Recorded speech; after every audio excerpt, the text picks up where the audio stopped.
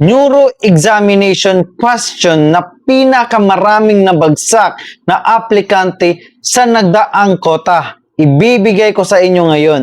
Yung iba ay mali po ang naging sagot nila at yung iba naman ay hindi nila alam kung ano ang isasagot nila. Kaya po, hindi nila nasagutan. At lalong-lalo na sa lahat, hindi magkapareho ang sagot nila sa papel at during interview.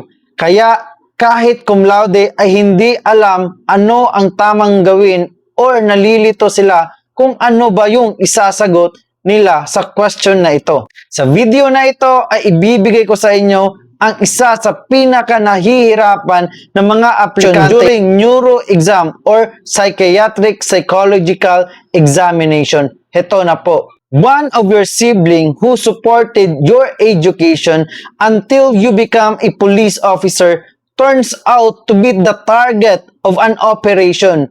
Would you still carry out the arrest? Why and why not? Ita-translate natin ito sa Filipino.